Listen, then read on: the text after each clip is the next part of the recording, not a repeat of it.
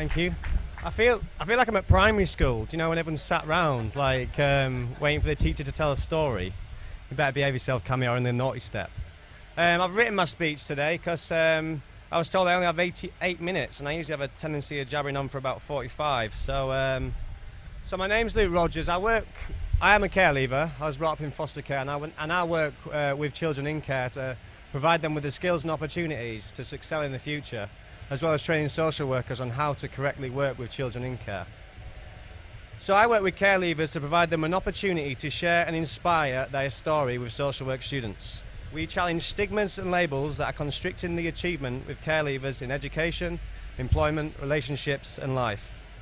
Giving care leavers the opportunity to mould the future generations of social workers. It's not only the greatest opportunity for, can you all hear me all right?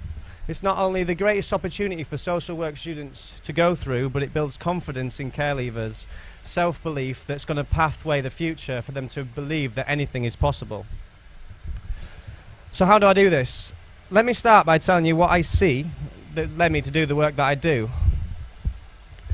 Care leavers are labelled as one of the most marginalised groups in the UK. They are faced with many challenges. There are 65,550 children in care. Out of that number, 13.2% of children achieve 5 GCSEs A star to C, including maths and English. So 8,521 children in care at the age of 16 have an adequate education that society classes good. Out of that number, 28%, so 2,386 of those children go on to further education, and 7% of that number go on to university. So you've got 600 kids that go to uni. On top of this, employers, 25% of them won't employ somebody under 25. So children in care go along with the group of educated and uneducated children in the UK and add to the 21% of young people not employed today. For care leavers, this can be an extra struggle. They're in a transitional period to independence where they have come from a system so bureaucratically led by safeguarding that all their major decisions in life have been made with or without listening to their voice. Moved pillar to post by a social worker, changing culture in every home they live in, slowly losing their identity. Moving away from their parents and their friends with a social worker in charge of when and how they can see them.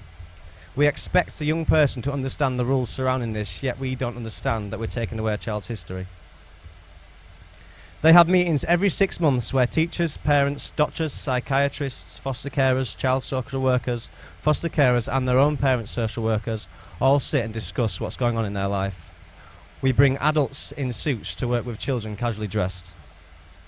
This starts from the moment they step into the care till their 18th birthday.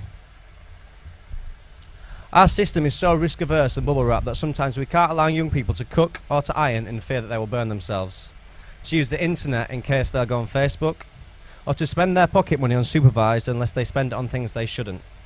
We're imposing unspoken negative judgment on young people, inevitably leading to a self-fulfilling prophecy. We deny the opportunity for young people in care to make mistakes, preventing the outcome for that to grow. Our system has accidentally been designed to take away the independent skills of young people to the moment they are 18 years old, when they are told to live independently, unless they're in higher education. So that's 7% of young people past 18 get supported. We expect young people to be able to live independently, manage money, cook, clean and become an adult overnight, yet we have never taught them. Then we are so confused why so many young people have a sense of entitlement, go into benefits and don't feel motivated to achieve because we have unintentionally taken the opportunity away for these to be present. From my personal experiences coming from a family background of abuse and neglect, I was placed into foster care at the age of 10. Having attended over 10 primary schools due to being constantly moved in between my parents that were divorced. A child in care, I experienced 9 foster families, 2 children's homes, and intensive supervised care for the rehabilitation of young people, and I was branded a persistent young offender at the age of 15, looking at prison. I was addicted to alcohol and drugs with no hope for the future, yet the only reason I actually believe that I carried this label is because nobody ever listened to me and nobody ever gave me a voice. So now I'm going to tell you the good part. Foster Focus, my social enterprise that I'm currently building. It gives care leavers this voice. I want care leavers to share their story to inspire and help them create their own future. This is not just a social enterprise where we give young people a voice. It's a place where they can be heard, accepted and supported by people who care about them and believe in their endless capabilities. The concept is simple and genuine. It provides caregivers with everything they need in education, emotionally, and gives them fulfillment in the future by supporting them through this sharp transition from being in foster care to leaving care. This year I'm going to be beginning my project with only 4 care leavers. The project works in 5 steps. Step 1. We create a dream cloud with each care leaver. Now the dream cloud is a vision of their future, their dreams, their aspirations and their goals. Step 2. We find the support for that care leaver. Through the kindness and collaboration of working with existing charities such as Kids Company, we can provide a care leaver with therapeutic support through a therapist and an occupational therapist. This support will build the care leaver's skills, but more importantly, give somebody there that cares about them and somebody there that they need. On top of this, there are numerous organisers out there offering different opportunities, for example, Unlimited, that can give training, education, employment, all of which young people need. I'm a big believer that many of the barriers and issues that we face in society today can be solved together. As I always say, this problem has nobody to blame, but it's something we're all responsible for. Stage 3. I work with care leavers to deliver a 3-day workshop that they have created about anything they want to teach social work students. The only question I ask them is, what do you want to teach these students so that they can work with children better?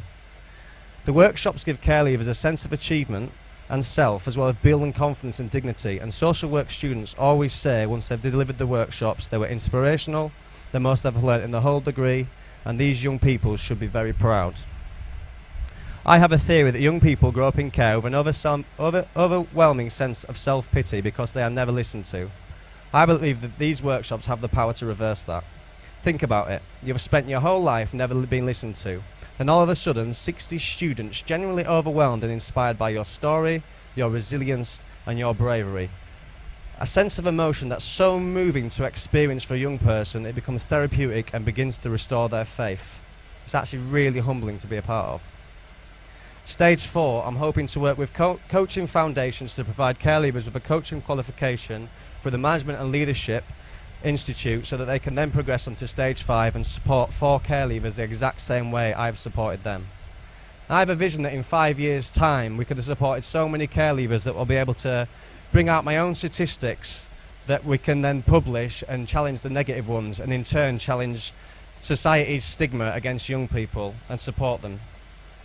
So a great man once said, be the change that you want to see in the world. I have been an exception to the rule. I've worked very, very hard to build my reputation, to build my confidence, to build my self-belief, all alongside the people that have cared and loved for me. So I've got a question for you guys. If you could change anything, what would you change? Thank you.